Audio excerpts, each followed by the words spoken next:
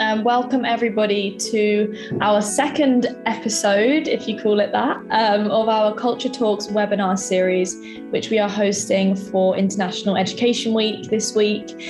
Today we're going to be discussing the work culture in Sweden. I'm joined by two Swedish people, so we will have some amazing insights from them coming up shortly. And we also do have another exciting initiative we're running for International Education Week, specifically for students, which I'll be mentioning towards the end. So if you're a student, make sure you stick around to hear that. So firstly, just a little bit about myself. My name's Anna. I'm part of the Absolute Internship team. I'm going to be hosting all of the webinars this week, learning a lot myself about different working cultures. I've actually never been to Sweden before, so I'm very excited to hear about the working culture and the culture in general, and maybe one day I'll be able to visit myself. And also just a small part about Absolute Internship for anyone here who doesn't know who we are and what we do. We have in-person and remote international internships in cities worldwide across Europe and Asia. We were founded in 2009, and we have actually hosted more than 5,000 interns since then, who are from more than 53 different nationalities, and we have more than 11 locations worldwide. So we're a really international company, and that's why we think it's so important for us to be celebrating International Education Week. I also wanted to mention a little bit about what our students say about Sweden. So Stockholm is actually one of our top locations for our programs. You can see there a quote from one of our students, and that the experience was a great way for them to learn more about the culture during the weekend trips and their internships alike. You can see a few stats about how they rated Sweden. So the working environment, 8.3, social life, 8.9. So they obviously love Stockholm as a location to go to. We can also see a bit more about the kind of host companies we have in Stockholm. So the top industries we go for are business development, marketing, and IT, although we have many others. The host companies tend to be smaller companies, lots of tech companies, and Sweden's actually been described as the Silicon Valley of Europe. So that's really interesting to hear. And yeah, generally, these are the kind of companies that our students intern in Stockholm. So a little bit about our speakers. We're joined today by Frederick, who's actually the co-founder of Absolute Internship, and also by Bessie, who is the CEO at Ion Game Design, one of our host companies in Stockholm. So Frederick, can I just ask you to unmute and tell us a tiny bit about yourself and why you're interested in the working culture in Sweden? Hi everyone, nice to meet you. Like Anna said, I'm the CEO and co-founder of Absolute Internship, born and raised in Sweden. I don't look very Swedish. My parents are from Cambodia, but nevertheless, I love Sweden obviously because that's where I'm from. But one of my favorite parts of Sweden, and why it's one of the favorite countries where I want our students to go, anyone to go, is because people are very inclusive. So anyone who goes to Sweden and get the opportunity to intern or work there will really have a very inclusive experience. And I think it's very, very challenging or difficult in today's society to find such an inclusive, especially work environment that really exists in work culture like in Sweden. Amazing. And Bessie, same to you. Just a really quick introduction of yourself. Oh, hi everyone. My name is Bessie Yannick, and I'm the CEO of Ion Game Design. So we design and publish board games, and we're located in Stockholm, Sweden. I agree that Sweden is a very inclusive environment, and especially like we are a small company, so interns that come to us do like have the possibility to see the whole aspect of the work environment in Sweden, I would say. Amazing. And actually, we were supposed to be joined by Ryan, one of our Absolute alumni, but unfortunately he couldn't make it. Luckily, he agreed to send us a short video so we can hear a bit from one of our actual alumni. He actually went to Stockholm in 2019.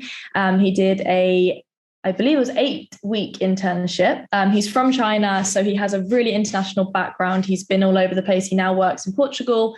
So we're going to just hear a short video from him about his time in Stockholm.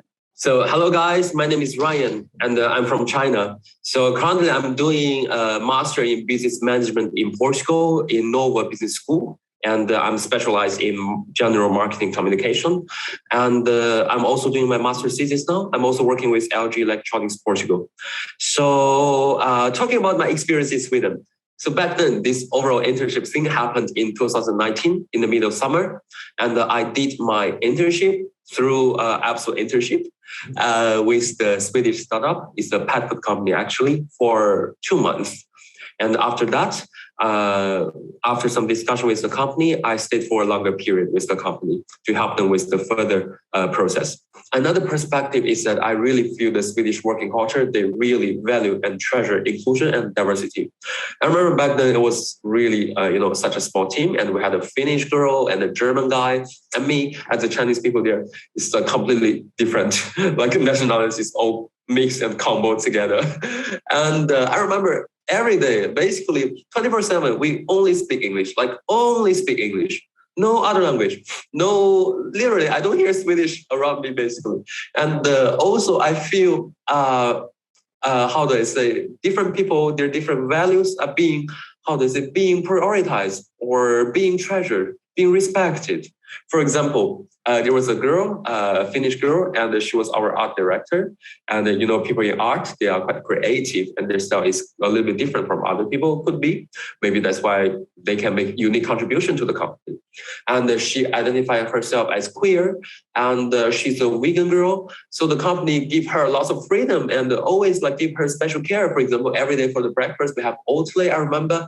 And on Friday in Fika, when we order some stuff, we always order vegetarian or vegan things for her. This is totally amazing. This is something that I don't think I don't think I expected to experience, or I have ever experienced in China, at least. Yeah, so this is something that I also feel quite different in the Swedish working culture. And the last thing is that even though you are an intern, I feel that I was valued by the company. I was respected by the company. I was treated really well by the company, and the company really made an effort to integrate me in, within the company. So lovely video from Ryan. And it's actually really interesting to me. All three of you have said the same thing. It's very inclusive culture, so I'm really interested to hear more from you both. And Bessie, I want to start with you by asking, how has your general experience been with the working culture? I know you've been there your whole life. Most of your working experience is in Sweden. But, how do you think it maybe differs from other locations? Sweden has a very flat organizational structure. So I would say that's the most different.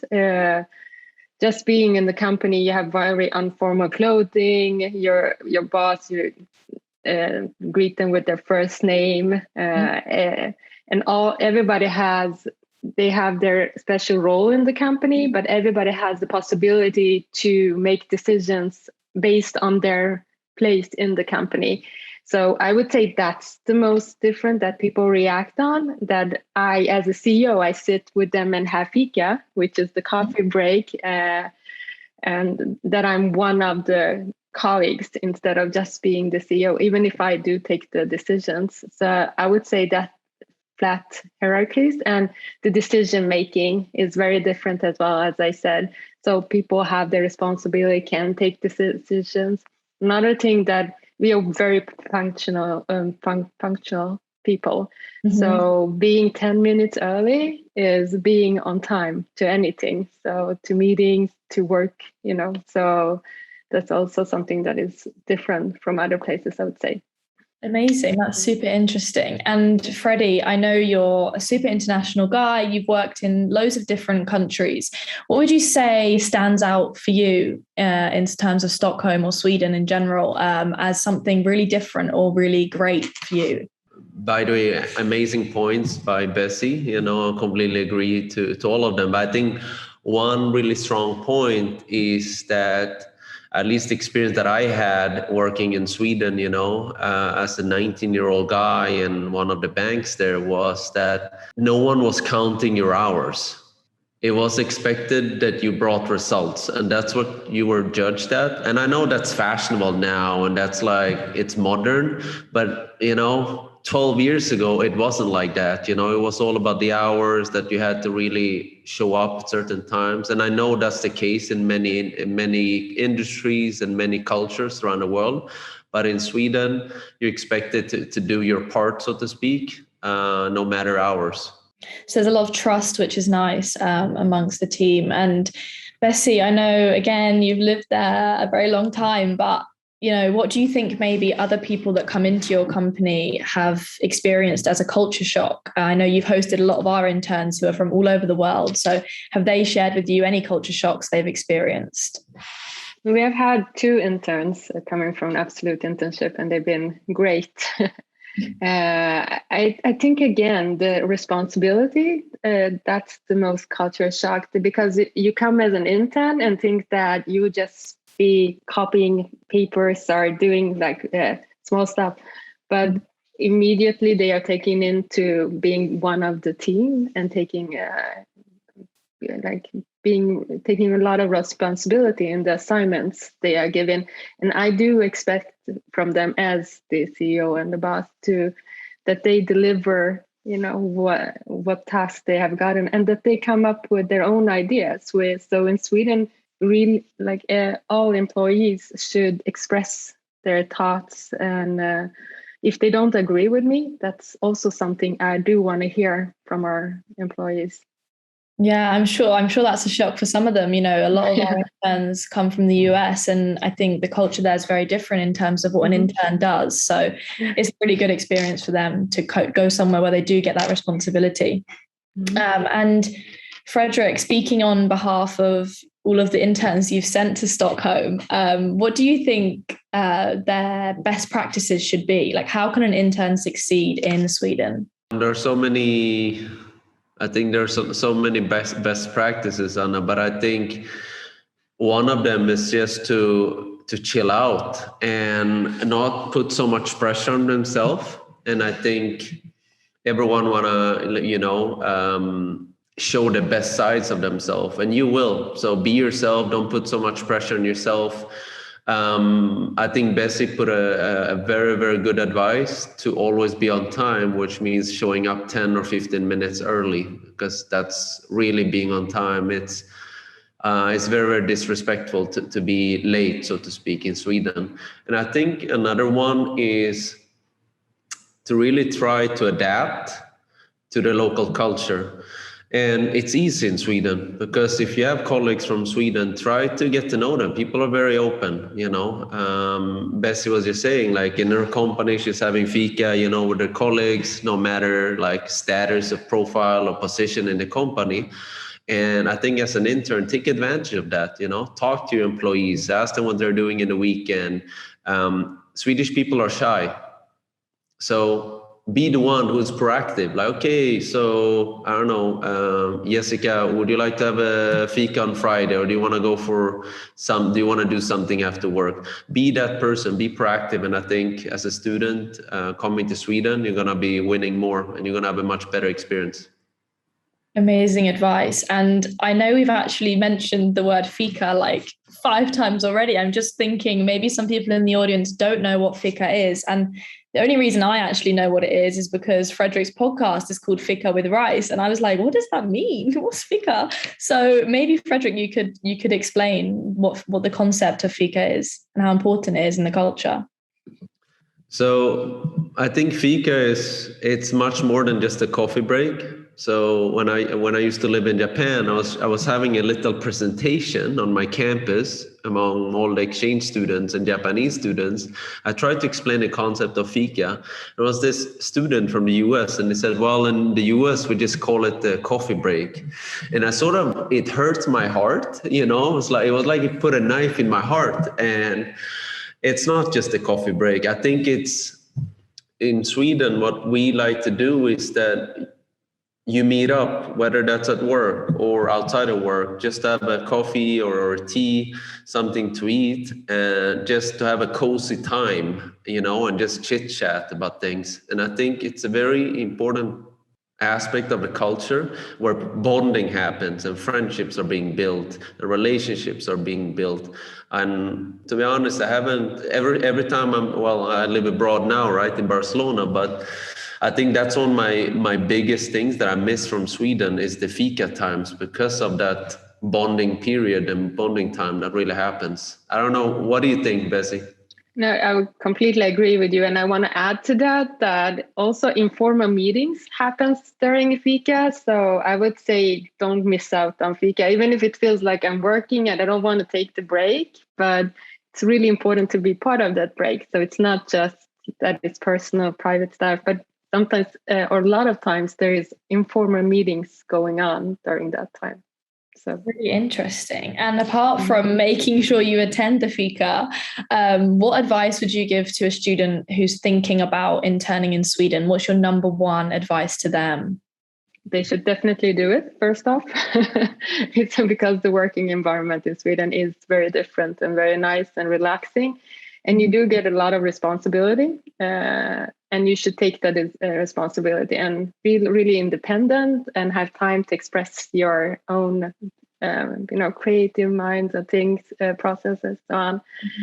So, and it's, as I said, again, I want to stress out that it's a flat organizational structure, which gives all the opportunities to, get to know different, even if it's a big company, you have the opportunity to learn from different parts of the organization, which I think you don't have that opportunity in other countries as much. So yeah, I actually read a lot about this flat hierarchy. Like the word kept popping up when I was doing a bit of research about Sweden. So maybe Frederick, have you had any experience with that? You said you were working in Sweden when you were 19. Have you had any experience with maybe that flat hierarchy and being shocked by it in any way? So I think growing up in Sweden, we are not so shocked, about it, but definitely from like a foreigner or somebody coming to Sweden visiting, I can definitely imagine that. To add on your question, Anna, I think Sweden is such a unique place. If you think about it, you take a step back, you have this little country, right, of 9 million people that produces the equal amount of billion-dollar businesses than Silicon Valley. That's interesting, right? Why wouldn't you want to go there where people speak English with an American accent? You can stop a stranger in the street and ask for directions, And I think it's a very, very innovative place to be at, for any student to be. Thank you. And going back to Bessie, I want to ask, it doesn't have to be to do with the working culture. What is your number one favorite thing about living in Sweden, and something that maybe our students could experience? I don't like the cold, which is right now, so I can miss the summers. But otherwise, it's, you have the city and nature very close all the time. The nature is so beautiful. So, we have the woods and the lakes, and it's a really beautiful country to visit. So that I like, and it's very friendly. Even if we're reserved, I wouldn't say we're shy, but Swedes are very reserved. So, but if you take the first contact, people are really friendly and they would help you a lot. So it's easy to travel here. The infrastructure is fantastic. Again, going back to being on time, if a bus is 2 minutes late, an old lady would definitely scream at the driver and saying you're 2 minutes late. So it's easy and really easy to get around here as well, to visit the different parts. So you're making me want to go to Sweden. You should definitely come. And Freddie, what about if there was any struggle or something that is difficult in Sweden, or something that maybe, you didn't like as much about living in Sweden as maybe you did in another place you've been working and living? That's a really hard question because I'm such a positive guy. But yes, I don't want this to seem as incorrect, or morally bad, so to speak, but people are very correct in Sweden and people follow the rules.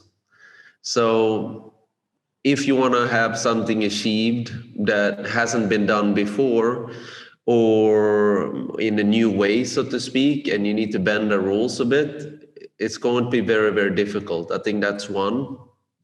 Another one is people are, I think one part that's a big strength of the Swedish culture is that people are very happy with what they have.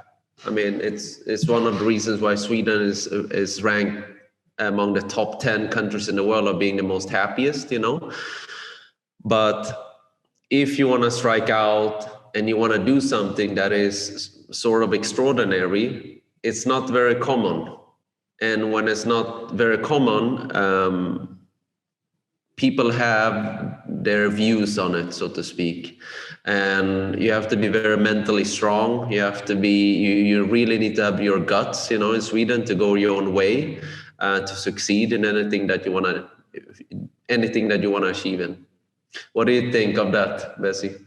Yeah, maybe. But at the same time, you have the possibilities to achieve, because the social system in Sweden is so good. So you have all the opportunities to succeed in stuff. But yeah, people do have very strict ideas of what's right or wrong. So I can agree to some point. Yeah. I gave you a very difficult question there, Freddie. I do think it's interesting to try and see, you know, both sides of the coin, because everyone can be an advocate for somewhere they've loved and lived. But it's maybe interesting to see another side of the story. You know, really tricky question. So sorry about that.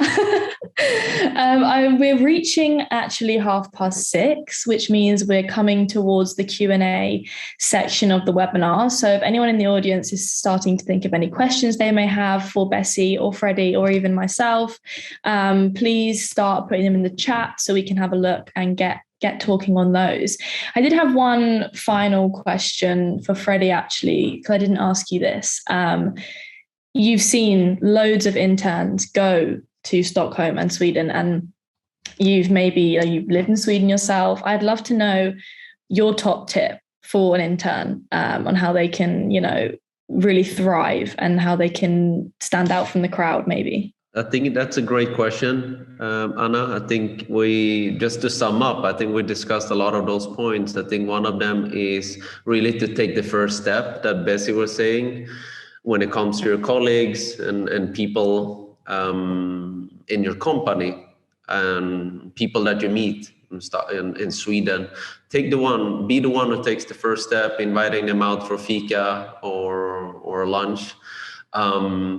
And it's going to be appreciated. I think second one is to be on time, always be 10-15 minutes early. And that's something my mom always told me. So that's a winning concept everywhere. It's for free, and you just need to pay your price, which is time.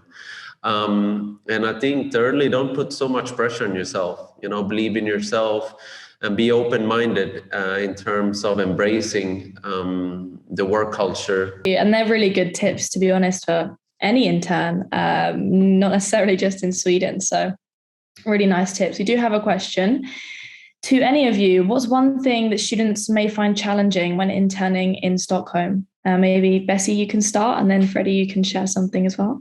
Within the companies, I would say just taking place, you know, because at meetings and so on, everybody speaks and talks their minds. So just taking space and not feeling like shy and expressing your own thoughts. The cultural differences, you know, I'm just thinking for students, we have a lot of students that come from Hong Kong or from China, where hierarchy is so strong, right? And then coming to Sweden, which is the complete opposite. I think there is a 1 or 2 weeks acclimation period for students. But I think following the advice of Bessie there and all the other advices that we've discussed today is going to help these students succeed. Amazing. Thank you. We have a question as well. Question about the Swedish language. We've heard in this session English is widely spoken, but I would think that any intern or other visitor should be making an effort to develop their Swedish language skills. Is that correct? If a visitor travels outside of a large city, would they need to communicate in Swedish? you will get around with English without any problem. Even if you go to the smallest city in Sweden, you'll find people that knows. We learn English really early here. So when I was younger, we started in fourth grade. Now they start already in kindergarten to learn English.